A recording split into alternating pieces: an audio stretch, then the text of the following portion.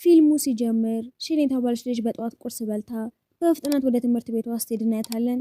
በመንገድ ላይ ምግብ ለመግዛት ትንሽ እሱ ጋር ቆማ እያለ አንድ ሰው መኪና እየነዳ በስልክ ሲያወራ ቸልተኛ ሆኖ የዕቃ አድራሽ ልጅን ይገጨዋል።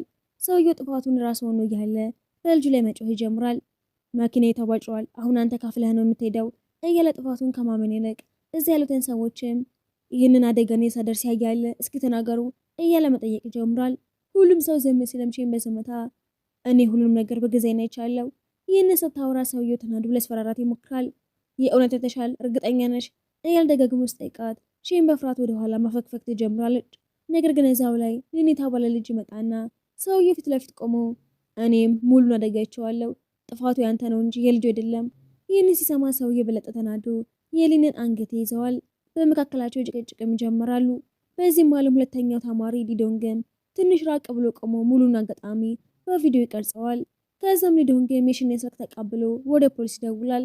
ቪዲዮ ይፋ ከሆነ በኋላ ሁሉም እውነቱን ይረዳሉ። ከዛም ሊን የሺንን ዩኒፎርም አይቶ አንቺም የዛ ትምህርት ቤት ተማሪ ነሽ? አዎ ብላ ትመልሰታለች። ከጥቂት ጊዜ በኋላ ፖሊስ መቶ ሰውየውን ይዞት ሲሄድም ፖሊሱም ሺንና ሊንን አመስግኖ ይሄዳል። ስለረፈደባቸው ሁለቱም ወደዛው እየሮጡ ወደ ትምህርት ቤታቸው ይሄዳሉ። ከዛ በኋላም ትምህርቱ ተጠናቆ ሺን ስትወጣ የሌላ ክፍል ሴቶች ምግብ እንድታመጣላቸው ሲያስገድደዋት ሊን ይመጣና ከዛሬ ጀምሮ ሺን ለሌላ ሰው ሳይሆን ለእኔ ብቻ ነው መክሰስ የምታመጣው፣ እሷ የኔ ተማሪ ናት። ይህም በትምህርት ቤቱ ረባሽና ተጽዕኖ ፈጣሪ ልጅ በመሆኑ ሳይከራከሩ ትሄዳሉ። እነሱም ከሄዱ በኋላ ሺን ተገርማ መቼ ነው ያንተ ተማሪ ሆንኩት ብላ ጠይቀዋለች። እሱም ፈገግ ብሎ ዛሬ ወደ ትምህርት ቤት ስንመጣ ብስክሌት እንዴት እንደምትነጂ ያስተምርሻለሁ፣ ስለዚህ በዚህ ህግ እኔ አስተማሪሽ ነኝ ብሏት ይሄዳል። በሌላ በኩል ሊዶንግም ክፍል ውስጥ ተቀምጦ እያለ አንዲት ልጅ መታ ደብዳቤ ትሰጠዋለች። ይሄ ለሷ አዲስ ነገሩ አልነበረም፣ ምክንያቱም ብዙ ሴቶች ስለሚወዱት ደጋግሞ ደብዳቤ ደርሰዋል። በዛው ሰዓትም ሊን ይመጣና ደብዳቤውን አይቶት ለእነዚህ ሁሉ ደብዳቤዎች እኮ ራሱን የቻለ ሱቅ ያስፈልግሃል እያለ ይቀልድበታል። ከዚያ ሊዶንግ መጽሐፍ ሲያነሳበት መጽሐፉን ቀምቶ እቃዎችን አትንካ፣ ነገር ግን ሊን መጽሐፉ እንደገና ይዘዋል። ከዚያም ስታገሉ በመሃል መጽሐፍ ይቀደድና ሊን አዲስ እንደሚገዛለት ቢነግረውም ሊዶንግ ግን ለመምህሩ ከሊን ጋር መቀመጥ አልፈልግም፣ በትምህርት ላይ መጥፎ ነገር እያሳደረብኝ ነው ብሎ ያመለክታል። በቀጣይ ጊዜም ሁሉም ተማሪዎች ስፖርት ሜዳው ላይ ሄደው ሊዶንግም ሊን በሩጫ ውድድር ካሸነፈኝ የመጽሐፉ ነገር ረሳዋለሁ፣ ነገር ግን ከተሸነፈ ቦታውን ይቀይራል። ውድድሩ ሲጀመርም ሊን በጣም ርቆ ሄድና ማሸነፉ የተረጋገጠ ቢመስልም በመጨረሻው ዙር ግን ሚዛኑን ስቶ ሲወድቅ ይህን ሊዶንግ ደስ እያለ ወደ ድል ሲሮጥም ሊን እንዲወድቅ ያደርገዋል። ሁለቱም ሳያሸንፉም ሌላ ተማሪ አሸናፊ ይሆናል። እሱም በእንዴት በቀጥታ ወደ ርዕሰ መምህር ሄዶ በምንም አይነት ሁኔታ ከሊን ጋር መቀመጥ አልፈልግም፣ እባክዎን ቦታዬን ይቀይሩልኝ፣ ከእሱ ጋር መቀመጤ በትምህርት ላይ ተጽዕኖ እያሳደረ ነው። እዛው ላይም ሊን መቶ ንግግሩን ሲሰማ በቀልድም ፊት ለፊት ሌላ ይላል፣ ከጀርባ ደግሞ ሌላ ይናገራል ይልና ከዛም ለርዕሰ መምህሩ ሊዶንግ የክፍሉ ጎበዝ ተማሪ እንደሆነ ሰምቻለሁ፣ ስለዚህ አንድ ነገር ለመማር ከእሱ ጋር መቀመጥ ፈልጋለሁ። ነገር ግን ሊዶንግ ስለማይፈልግ በመካከላቸው ያለው ጭቅጭቅ ሊጨምር ሲል የሊን አባት ደርስና በንዴት አጎቱ እንደዚህ አታዋራው ሲለው ሊን ይደነግጥና በሩቅ ዝምድና ሊዶንግ አጎቱ እንደሆነ ይረዳል። ከዛም ሊዶንግን በቀልድ የወንድሜ ልጅ ይህንን ያህል እንዳደገ እኔም አላወኩም ነበር ሲል ሊን ተናዶ በስሜ ብቻ ጥራኝ ብሎት ይወጣል። በሚቀጥለው ቀንም ሺን የጻፈችውን ደብዳቤ ለሊዶንግ ለመስጠት ትሄድና ድፍረቷ አስጣፋ ደብዳቤውን ለቅርብ ጓደኛዋ ኒንግም ትሰጣታለች። ኒንግም ደብዳቤውን በምስጢር በሊዶንግ ደብተር ውስጥ ታስቀምጠው ትሄድና በስህተት ግን በሊን ደብተር ውስጥ ታስቀምጠዋለች። ከጥቂት ጊዜ በኋላ ሁለቱም ሴቶች ደብዳቤውን በሊን እጅ ላይ ሲያዩት ደንግጠው ይቀራሉ። ሊንም በቀልድ ደብዳቤ እንደዚህ ትልቅ ነገር ነው እንዴ? በድሮ ትምህርት ቤቴ ብዙ ደብዳቤዎች ደርሰኝ ነበር። በሌላ በኩል ሺንም በጣም ተጨንቃ ሊን ደብዳቤውን ካነበበው ስሜቷ በሰው ሁሉ ፊት ይወጣል ብላ ስላሰበች ሁለቱም ሴቶች ደብዳቤውን ለመመለስ ማቀድ ጀምራሉ። ብዙ ካሰበች በኋላ ሺን ምክንያት ፈጥራ ሳይክል መንዳት እንድታስተምረኝ ብላ ሊንን ወደ ሜዳ ትወስደዋለች። በዚህ መሀልም ኒንግ እድሉን ስታገኝ በሊን ቦርሳ ደብተሮች ውስጥም ደብዳቤውን መፈለግ ትጀምራለች። ነገር ግን ብዙ ብትፈልግም ደብዳቤውን ሳታገኘው ትቀራለች። በዚህ መሀል ሳይክል ከመማር ይልቅ ሊን ሺንን የተለያዩ እንቅስቃሴዎችን ያሰራታል። በዚህ መሀልም ሺን ደብዳቤው ኪስ ውስጥ እንደተቀመጠ ትረዳለች። ብስክሌት መማር አልፈልግም በቃ ብላ ምክንያት ፈጥራ ሁለቱም ወደ ክፍላቸው ይመለሳሉ። በሌላ በኩልም ኒንግ ደብዳቤውን ሳታገኘው ስትቀር ለሊዶንግ እውነቱን ትነግረዋለች። ደብዳቤው በሺን ለአንተ የተጻፈ ነበር፣ ነገር ግን በተሳሳተ መንገድ ሊን ጋር ደርሰዋል ትለውና እሱም በመጨረሻ ደብዳቤውን ሊከፍተው ሲል ኒንግ መምህሯን ጠራትና መምህሯ ስልክ የተጠቀመ ስለመሰላት ስልኩን ትቀበለዋለች። ከጥቂት ጊዜ በኋላ እንደገና ሊከፍተው ሲልም ሊዶንግ በፍጥነት መጥቶ ደብዳቤውን ከእጁ ላይ ነጥቆት እንዲህ አይነት ነገሮች ከትምህርት ጋር ይጋጫሉ ሲለው ሊዶንግ የተቀበላቸውን ደብዳቤዎችን አውጥቶ በቀን እንደዚህ ያሉ ብዙ ደብዳቤዎች የሚቀበል ሰው ሌላ ሰው ምክር መስጠት የለበትም። ከዛም ሊዶንግም አንድ መስፈርት ያቀርባል። በ800 ሜትር ሩጫ ካሸነፍከኝ ደብዳቤውን እመልስልሃለሁ።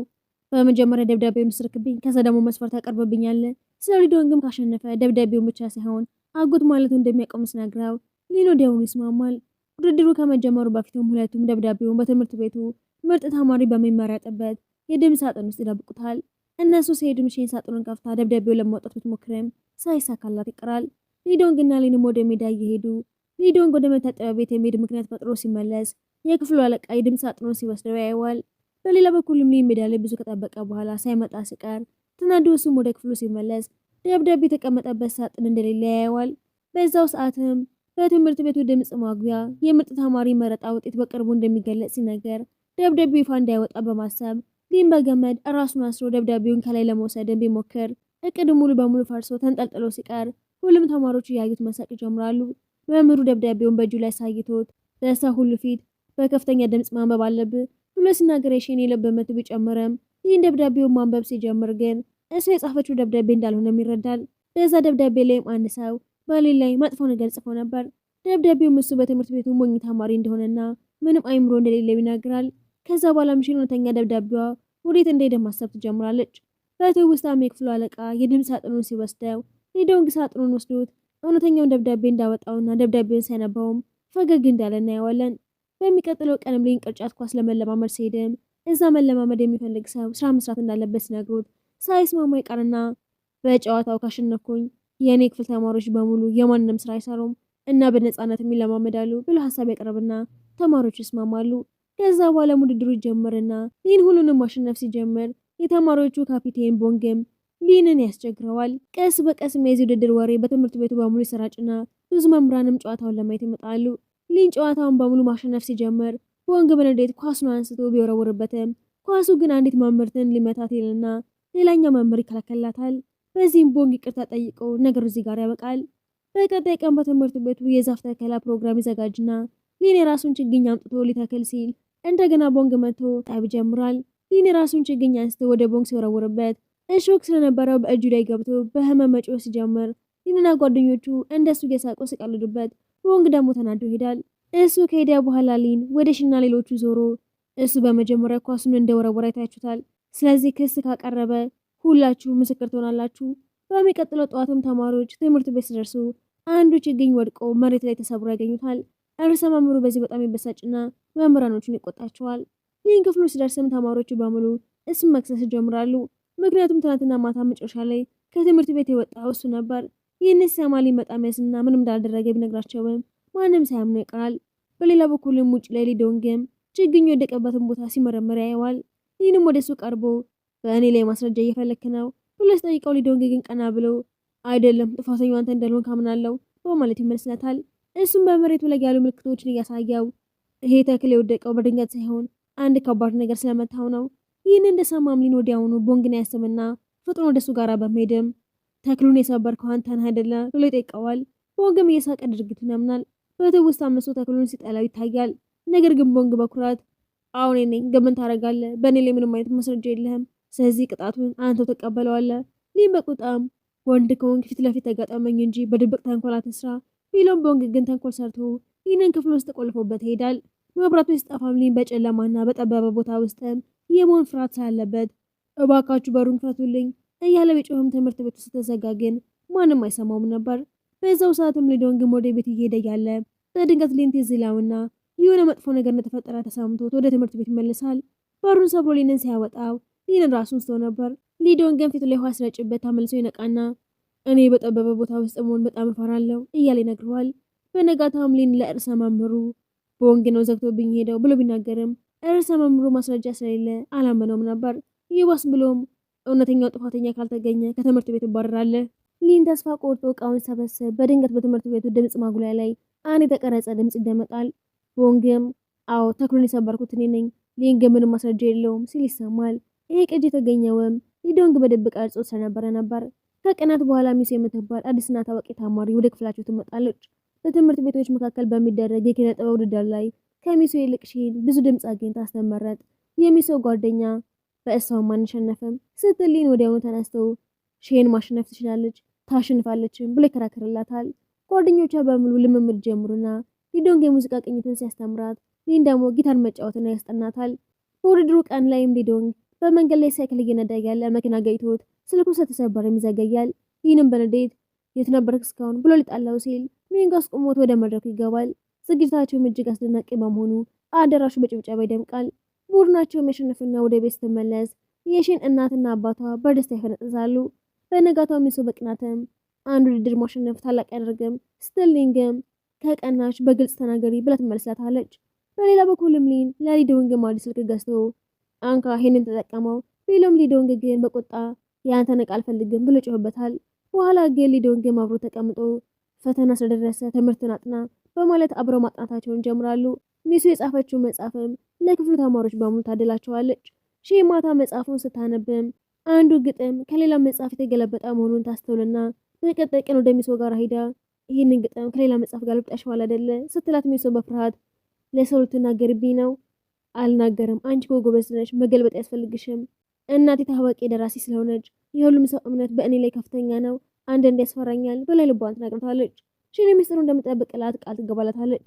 ነገር ግን በትምህርት ቤቱ ግድግዳ ላይ በሚሶ የተገለበጡ ግጥሞችም በፖስተር ተለጥፈው ስታይ ሚሶ ተናዳ ምን አይነት ሰው ነሽ ሚስጥሬን ያወጣሽብኝ ብላ ሺንን ከሳት ትምህርት ቤቱን ለመልቀቅ ስትወስን ሚንግ በድብቅ አግኝቷትም ሁሉም ሰው ስህተት ይሰራል፣ ዋናው ነገር ስህተታችንን አምነን ማስተካከላችን ነው ብሎ ይመክራታል። በማግስቱ ሚሶ ማይክሮፎን ይዛ ሁላችንም ይቅርታ ጠይቃለሁ፣ ግጥሙን ገልብጬዋለሁ፣ ከእንግዲህ በጥንካሬ እሰራለሁ ብላ ይቅርታ ጠይቃለች። ሊንና ሊዶንግን ፖስተሩን የለጠፈውን ሰው ሲፈልጉት ሺንም እባካችሁ ተውት ነገሩ አልፏል ብላ ታስቆማቸዋለች። ከቀናት በኋላም የባስኬትቦል ውድድር ሲደርስም ሊን የቡድኑ ካፒቴኑንና ሊዶንግን ወደ ቡድናችን ግባ ቢለውም እሱ ግን ትምህርቴን ማጥናት አለብኝ ብሎ እምቢ ይለዋል። ሊንግ መጽሐፉን አጠናቆ በመጨረስ ሊዶንግን አሳምኖ ወደ ቡድን ያስገባዋል። ሁለቱም ቀን የባስኬትቦል ልምምድ እያደረጉ ማታ ደግሞ አብረው ማጥናት ይጀምራሉ። ሊን በሙሉ ትኩረቱን በማጥናቱ መምህሩ ጥቁር ሰሌዳ ላይ የሰጡትን ከባድ የሂሳብ ጥያቄ በደቂቃዎቹ ሰርቶ መምህሩና ክፍሉን ያስደምማቸዋል። በመጨረሻም በሚዲያው ላይም የሌላ ክፍል ልጆችም ቦታው የኛ ነው ውጡ ብለው ሴቶቹን ሲያስወጡ ሚሶ ተከተላቸው ልታስቆማቸው ስትሞክር ቦንግ መቶ ኳሷን ወደ ሴቶቹ ሲወረውረው ሊን በደቂቃ ኳሷን በአየር ላይ ይዘውና በንዴትም አሁኑ ይቅርታ ጠይቃቸው ብሎ ቦንግን ይጋፈጠዋል። ሁለቱም ቡድኖች በሜዳው ላይም ለውድድሩ ተዘጋጅተው ጨዋታው ሲጀመር ሁለቱም ቡድኖችም በከፍተኛ ፉክክር አስደናቂ ብቃታቸውን ይጫወታሉ። በጨዋታው መካከልም የሌላኛው ቡድን ተጫዋች በድንገት የሊን ቡድን አባልን በእጁ ፊቱ ላይ ሲመታው መነጽሩ ተሰብሮ ማየት ያቅተዋል። ቡድኑ በሙሉ ሲጨነቅም ሊዶንግ በድንገት ወደፊት መጣ ብሎ እኔ በሱ ቦታ ገባለሁ። እስከ ዛሬ ምንም አይነት ኳስ ሲጫወት ያላዩት ጓደኞቹ ቢገረሙም ሊዶንግ ግን ሜዳ ገብቶ በፍጥነት አስደናቂ ጎል ያስቆጥራል። በደስታ የተሞሉት ጓደኞቹ ጨዋታው ሲያበቃ እሱን በትከሻቸው ላይ ይዘውት ማክበር ሲጀምሩ ሌላኛው ቡድን ደግሞ ወዲያውኑ ጎል አግብቶ አቻ ይሆናሉ። በመጨረሻዎቹ ደቂቃዎችም ሁለቱም ቡድኖች ባላቸው ኃይል ሁሉ ሲታገሉ በመጨረሻ ሚሊን ቡድን ያሸነፍና ቦንግ እንኳን ሳይቀር ቡድናችሁ በእርግጥም በጣም ጠንካራ ነው ብሎ ለማመን ይገድዳል። ከጨዋታው በኋላ ሚል እንደገና ሊዶንግን ወደ ባስኬትቦል ቡድናችን ግባ እያለ ሲያስቸግረው ሊዶንግም ወደ አንድ ጸጥ ያለ ቦታ ይዞት ሄድና አባቱ ባስኬትቦል ያስተምሮ የነበረበትን የልጅነት ደስታውን እያስታወሰ እኔ ጎል ማግባት ብቻ ነበር የምችለው፣ አባቴ ከሞተ በኋላ ባስኬትቦል መጫወት በጭራሽ አቁሜ ነበር ብሎ ሚስጥሩን ያካፍለዋል። ይህንም በበኩሉ አባቱ ሁል ጊዜ በስራ በመጠመዱ ምክንያትም ወላጆቹ ተጣልተው እንደተፋቱና እሱም ብቸኛ እንደሆነ ይነግረዋል። ሁለቱም የልብ ልባቸውን ካወሩ በኋላ ወደ የቤታቸው ይሄዳሉ። በቀጣይ ቀንም ሊንና ሚንግም የቦንግን ቡድን ልምምድ እየሰለሉ ተቃራኒ ቡድን በጣም ጠንካራ እንደሆነ ሲረዱ ሊን ይደነግጣል። ብዙም ሳይቆይ ደግሞ የሆንግ ቡድን አሰልጣኝ የሆኑት ኮች ውንን ብቅ ብለው ከዚህ ውድድር አሸናፊዎች መካከል ለዓለም አቀፍ ቡድን የሚሆን አንድ ተጫዋች ብቻ እንመርጣለን ብሎ ይናገራል። ይህንን የሰሙት ሊንና ቦንግም ህልማቸው ለማሳካት በከፍተኛ ስሜት ይዘጋጃሉ። የመጨረሻው ወሳኝ የባስኬትቦል ጨዋታ ሲጀመር የሊን አባትም ሊን ለማበረታታት ይመጣል። ጨዋታው ላይም ኳሷ በኃይል ወደ ሺን ስትመጣ ሊዶንግ እሷን ለማዳን ሲል ተንደርድሮ ኳሷን ይመልሳል። ነገር ግን በድካም ምክንያትም ራሱን ሰው ይወድቃል። ጥቂት አርፎ ተመልሶ በመግባት ሊዶንግን እጅግ ከባድ ጎል አግብቶ ቡድኑን ይመራዋል። ነገር ግን በደስታ ማክበር ሲጀምሩ ቦንግ አጋጣሚውን ተጠቅሞ በመጨረሻው ሰከንድም ወሳኝ ጎል ማስቆጠር ያሸንፋል። በመጨረሻው ሰዓት በመሸነፋቸው ምክንያትም የሊን የዓለም አቀፍ ቡድን አባል የመሆን ህልሙ በመሰበሩ እጅግ ያዝናል። በማቀንም የካምፖ የቡድን ጨዋታ ሲካሄድም ሚንግና ሚሶ ያሉበት ቡድን ያሸንፍና የሺን ቡድን ደግሞ መጨረሻኛ ይወጣል። ስለዚህም ሺን አዝና ለሽንፈቱ ራሷን ትወቅሳለች። ሊንም መጨረሻ ብንወጣም እንኳን እዚህ መድረሳችን ራሱ ድል ነው እያለ ያጽናናታል። ካምፑ ካለቀ በኋላ ሁሉም ተማሪዎች ወደ ትምህርት ቤት ይመልሳሉ። በዚህ ጊዜም ሼን አዲስ ችግር ይገጥማታል። ወደፊት የጥበብ ትምህርት መማር ብትፈልግም እናቷ ግን በዚህ ዘርፍ ምንም አይነት የወደፊት ተስፋ እኮ የለም ብላ ታስባለች። ይህንን ለጓደኞቿ ያስተናግራቸው ሊናም ለእናቴ ሳትናገሪ በሚስጥር የጥበብ ክፍልን ተከታታይ ሺንም የትምህርቷና የኮዲንግ ሰዓቷ ተመሳሳይ እንደሆነ ስትናገር ይህ ለየት ያሉ ምክሮችን ሊሰጣት ሊዶንግ ደግሞ በቀልድ መልክ በመጀመሪያ ይህንን ሙከራ ራስ ላይ ሞክረው በመጨረሻም ሊዶንግ አሪፍ እቅድ ያወጣና ለተወሰነ ጊዜ ሁሉም ነገር በጥሩ ሁኔታ ይሄዳል። ነገር ግን አንድ ቀን የሺን እናት ከሊዶንግ ጋር አስታውራ ታያትና በሚስጥር ፎቶ ታነሳቸዋለች። ቤት ስትደርስም እናቷ ፎቶ ለሺን አባት እያሳያቸው ሁለቱም ሊዶንግ የልጃቸው ፍቅረኛ ሊሆን ይችላል ብለው ያስባሉ። ክፍሏን እየፈተሹ ያለም ሊን ከሺን ጋር የሚታይበት ሌላ ፎቶም ያገኛሉ። እነሱም ከነዚህ ሁለቱ ወንዶች የትኛው የልጃቸው ፍቅረኛ እንደሆነ የበለጠ ግራ ይገባቸዋል። ምሽት ላይ ሺን ቤት ስትመለስም እናቷ በትምህርትሽ የሚረዳሽ ያ ልጅ ማን ነው ብላ ጠይቃታለች። ሺን የሊዶንግን ስም ስታነሳ እናቷ ወዲያውኑ በእረፍት ጊዜ ከአንቺ ጋር ግሩፕ ስቴጅ ያጠናውስ ልጅ ማን ነው ብላ ጠይቃታለች። ይህንን ስትሰማ ሺን ወዲያውኑ እናቷን በማረም ለግሩፕ ጥናት የሚሄደው ወደ ሊን ቤት ነው እንጂ ወደ ሊዶንግ ቤት አይደለም። አባቷም ከሁለቱ ወንዶች የትኛው ይሻላል ሲል እናቷ ወዲያውኑ ሁለቱም ልጆች በትምህርቷ በጣም ስለሚረዷት ለእራት ወደ ቤት ልንጋብዛቸው ይገባል። በነጋታም ሺን ይህንን ለሊዶንግና ለሊን ስትነግራቸው ሁለቱም ጥሪውን ተቀብለው ምሽት ላይ ወደ ቤቷ ይመጣሉ። የሺን እናት ሁለቱም እርስ በርሳቸው እንደሚያስቡ ከሆነ የትኛው ልጅ እንደሚወድ እንዴት አውቃለሁ ብላ ታስባለች። ከጥቂት ጊዜ በኋላ ሺን ራሷ ለሊዶንግ ሳህን ላይ ምግብ ስታደርግለት ምናልባት እሱ ይመስላል ምርጫዋ ብላ ታስባለች። ነገር ግን በሚቀጥለው ደግሞ ለሊን ምግብ ስታደርግለት ወላጆቿ እንደገና ግራ ይገባቸዋል። ከዛ በኋላ ለሁለቱም ልጆችም የተለያዩ ጥያቄዎችን መጠየቅ ይጀምራሉ። ይህም በሳይክል ወደ ትምህርት ቤት እንደሚመጣ ሲናገር የኢኮኖሚ አቅሙ ዝቅተኛ ሊሆን ይችላል ብለው ያስባሉ። ነገር ግን ሊዶንግ ግን በሳይክል እንደሚመጣ ሲናገር ግምታቸው እንደገና ይፈርሳል። በመጨረሻም ሺን እባካችሁ ጓደኞችን መጠየቅ አቁማችሁ ተረጋግተው እንዲበሉ ተዋቸው። እራቱ ካለቀ በኋላም ሁለቱም ልጆች ወደ ቤታቸው ይመልሳሉ። ነገር ግን የሺን ወላጆች ግራ መጋባት እንዳለ ይቀጥላል። ሲመለሱም በመንገድ ላይ ሊንና ሊዶንግ በዚህ ጉዳይ ላይ መቀለድ ጀምራሉ። ሊንም ከሁለታችን የትኛችንን የበለጠ የወደዱን ይመስልሃል? በግልጽ እኔን የወደዱኝ። ኧረ እባክህ እናቷ እኮ ደጋግማ እኔ ነበር ስተኛ የነበረው። በዚህ መሀልም ሺን ቤት ሆና ስልኳን እያየችው ደጋግማ ፈገግ ስትል ወላጆቿ ሲያይዋት እንደገና ከሰው ጋር የተጻጻፈች ሊሆን ይችላል ብለው መጠርጠር ጀምራሉ። ስልኳን አስቀምጣ ከክፍሏ ስትወጣም ወዲያውኑ ስልኳን ሲያዩት አስቂ መጽሐፍ እያነበበች እንደሆነ ይረዳሉ። አባቷም በከንቱን የምንጠራጠራት እሷ በትምህርቷ ተጠምዳለች። ከዛ በኋላም በቀጥታ ፍቅረኛ አለሽ እንዴ ብለው የጠይቋትና ሺንም የለኝም ብላ ትመልስላቸዋለች። በቀጣይ ቀንም የተፈጠረው ለሊዶንግና ለሊን ተነግራቸውና ሁለቱም እየሳቁ ሊንም አሁን ነው የራት ግብዣው እውነተኛ ዓላማው የገባኝ። ከሁለታችን የትኛው የሺን ፍቅረኛ እንደሆነ ማወቅ ፈልገው ነው። እነ ወላጆች ማንን መረጡ? አባቴ ሁለታችሁንም እንዳየ ጓደኞቼ ብቻ እንደሆናችሁ ተረድተዋል ስትል እሱም በቀልድ እንደዚህ መልከ መልካም ሆኜ እንኳን ማንም አልመረጠኝም ሲል ሊዶንግም ምናልባት ገና በመጀመሪያ እይታ ተቀባይነትን አታ ይሆናል ብሎ ይመልስለታል። ሁለቱም እንደገና አዝናኝ ጭቅጭቃቸውንም ይጀምራሉ። ከጥቂት ጊዜ በኋላም ሺን ስዕል መሳል ተወስንና ለመሳል ደግሞ ሞዴል የመሆን ኃላፊነቱ ለሊን ይሰጠዋል። በዛው ሰሞኑን እናቷ በሚስጥር ስዕል እየተማረች እንደሆነ ስታውቅም ለሺን አሁን ስዕል መሳል ደስ የሚል ይመስልሻል? ነገር ግን ወደፊት ስራና ገንዘብ ያስፈልግሻል። በዚህ ዘርፍ ስኬታማ መሆን ቀላል ነገር አይደለም ብላ ታስረዳታለች። ነገር ግን ሺን ለመጀመሪያ ጊዜ ለህልሟ ጸንታ ትቆማለች። ቀላል እንዳልሆነ አውቃለሁ፣ ስለዚህ ከአሁኑ ጠንክሬ መስራት ፈልጋለሁ። አሁንም እናቷ ፍቃድ ሳትሰጣት ትቀርና ሺን በጣም ታለቅሳለች። አባቷ መቶ እናቷ ይህንን ሁሉ የምታደርገው ለጥሩ የወደፊት ህይወቷ እንደሆነ ሊያስረዳት ይሞክራል። ጊዜያቶችም ያልፉና የሁሉም ተማሪዎች የመግቢያ ፈተና ይካሄዳል። ውጤት ሲመጣም ሁሉም ተማሪዎች ጥሩ ውጤት ያገኛሉ። ሺንም ደስ ብሏት ውጤቷን ቤት ብትነግራቸውም ወላጆቿ ግን በተለመደ ሁኔታ ወደ ክፍሏ እንድትገባ ሲነግሯት ግድ የሰጣቸው ስላልመሰላት በሀዘን ወደ ክፍሏ ትሄዳለች። ነገር ግን ወደ ክፍሏ ስትገባ ክፍሏም በስዕል መሳያ ስጦታዎች ተሞልተው ነበር። እናቷም ወደ እሷ ክፍል መታ በቀልድም ልጃችን በደስታ ልታለቅስ ነው ትላትና በመጨረሻም ወላጆቿ ከጎኗ መሆናቸውን ትረዳለች። ከጥቂት ጊዜ በኋላ ሁሉም ተማሪዎች ወደ ዩኒቨርሲቲ ማመልከት ይጀምራሉ። ነገር ግን ሊዶንግ እስካሁን ወደ ምንም ዩኒቨርሲቲ ሳያመለክት ይቀራል። በሌላ በኩል የእናቱ ጤና ጥሩ ላይ እንዳልሆነ እናያለን። አንድ ቀንም ወደ ሆስፒታል ይወስዳትና ሊን ይህንን ሲያውቅም ወዲያውኑ እሱም ወደ ሆስፒታል ይሄዳል። መድኃኒት ከማምጣት ጀምሮ እስከ ትናንሽና ትላልቅ ስራዎችም እየረዳው አንዴ ሲመለስ ሊዶንግን መታጠቢያ ቤት ውስጥም ብቻውን ሲያለቅስ ያገኘዋል። የሊዶንግ እናት ጤናም ትንሽ ሲሻሻል ሁለቱም ወደ ትምህርት ቤት መመለስ ይጀምራሉ። ከቀናት በኋላም በሊዶንግ ልደት ቀንም እናቱ ሊንና ሺንም አንድ ላይ ሆነው በድብቅ ድግስ ያዘጋጁለትና ሲመጣ ሰርፕራይዝ ያደርጉታል። በነጋታውም ወደ ቤቱ ሲመለስ ሊዶንግ እናቴን ብቻዋን መተው ስለማልፈልግ ወደ ዩኒቨርሲቲ ላለመሄድ ወስኛለሁ። ስለ ሊንም በውጭ ሀገር መማር የሊዶንግ ትልቅ ህልሙ እንደነበረ ስለሚያውቅም ይህንን ሲሰማም ይደነግጣል። ነገር ግን ሊዶንግ ልጅ እያለ አባቱ ወደ ድንገተኛ ክፍል ገብቶ እንደገና እንዳልተመለሰና አሁንም እናቱ ላይ እንደዚህ አይነት ነገር እንዲደርስም እንደማይፈልግ ይነግረዋል።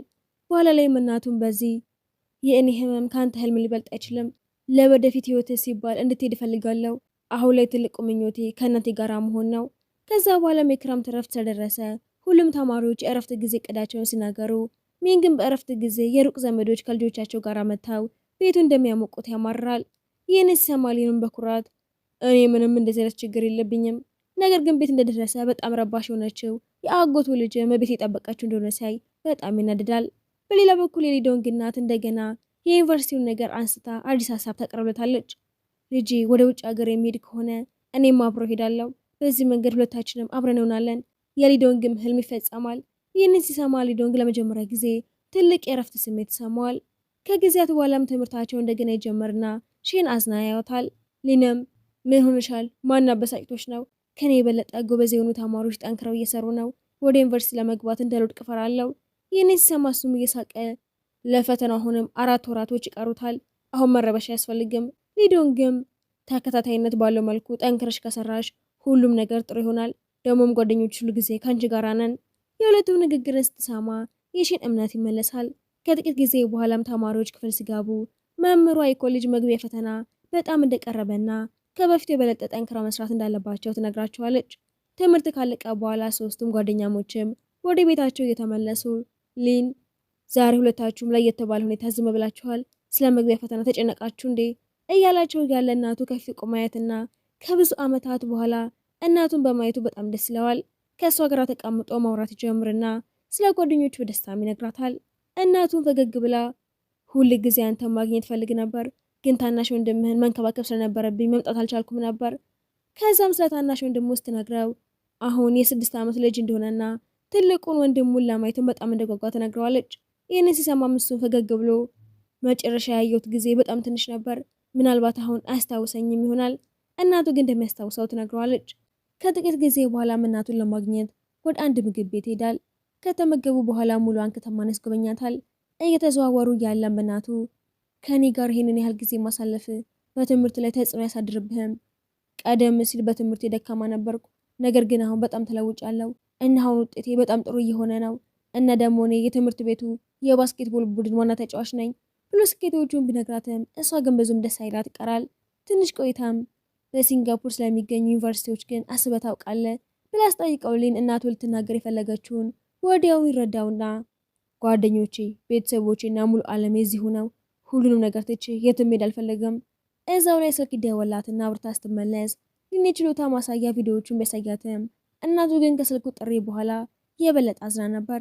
ከሰዓታት በኋላም ሊን ከዛ እንደሄደ ከአባቱ ጋር ትገናኝና ሊንን ከእኔ ጋር ወደ ሲንጋፖር መውሰድ እፈልጋለሁ። ለምን አስፈለገ? ታናሽ ልጃችን በደም ካንሰር ተይዟል እና የአጥንት መቅኔ ንቅለ ተከላ ያስፈልገዋል። የቤተሰቡ አባላት በሙሉ ምርመራ አድርገው ነገር ግን የማንም አይሆንም ተብሎ አሁን የመጨረሻ ተስፋቸው ሊን በመሆኑ እሷ የመጣቸውም ልጇን ለመጠየቅ ሳይሆን የታናሽ ልጇን ሕይወት ለማዳን የእሱን እገዛ ለመጠየቅ እንደሆነም ይገለጻል። ይሄ በእንዲህ እንዳለን በዛ ምሽት እሱ ለእናቱ የአበባ ጌጥ ያዘጋጅላትና አባቱና አያቱ ሲያወሩ ይሰማቸዋል። አያቱም ለብዙ ዓመታት እናቱ ልታየው መታ አታውቅም፣ ነገር ግን አሁን እሱን ስትፈልገው በድንገትም ልጇ ትዝ አላት። በዛው ጊዜም አበባው ከሊን እጅ ይወድቅና እሱ ሁሉም ነገር እንደሰማ ሁሉም ያውቃሉ። አባቱም ሁሉም ነገር ይነግረዋል። ታናሽ ወንድምህ በደም ካንሰር ተይዟል እና ለሕክምናው ያንተ እገዛ ያስፈልገዋል። ከጥቂት ጊዜ በኋላም እናቱ እዛው ትደርስና ራስ ወዳድ እንደሆንኩኝ ያውቃለሁ ብላ ይቅርታ ጠይቀዋለች። ነገር ግን ሊን ምንም አይነት ቅሬታ ሳይኖረው የወንድሜ ሕይወት መዳን የሚችል ከሆነ ወደ ሲንጋፖር ለመሄድ ዝግጁ ነኝ። አያቱም መሄድ ካልፈለግ ማንም ሊያስገድድህ አይችልም ስትለው እሱ ግን እሱ እኮ ወንድሜ ነው፣ ማንም ምንም ቢል በእርግጠኝነት እረዳዋለሁ ብሎ ይናገራል። ከዚህ በኋላም መቼ ነው የምንሄደው ብሎ እናቱን ሲጠይቃት የልጅ ሁኔታ ጥሩ ስላልሆነ በተቻለ ፍጥነት መሄድ አለብን ስትለው እሱም ጊዜውን ሳያባክን እቃዎቹን ለማዘጋጀት ይሄዳል። በሲንጋፖር የሊን ወንድም የንቅለ ተከላ ሕክምናው በስኬት ይጠናቀቅና እናቱ አብሯት እንዲኖር ቢጠይቀውም እሱ ግን ዝም ይላታል። አዲሱ ሴሚስተር ሲጀመር መምህሩም አዳራሽ ውስጥ ለተማሪዎቹ ዛሬ እዚህ የተገኙት እነዚህ ተማሪዎች ናቸው ሲል ከኋላ በኩል አይ መምህር አንድ ሰው ይቀራል የሚል ድምፅ ይሰማል። ሊንም ፈገግ እያለ ወደ ውስጥ ይገባል። ሊዶንግና ጓደኞቹ ሲያዩት ይመልሳል ብለው አስበው ስላልነበረ በደስታ ያቅፉታል።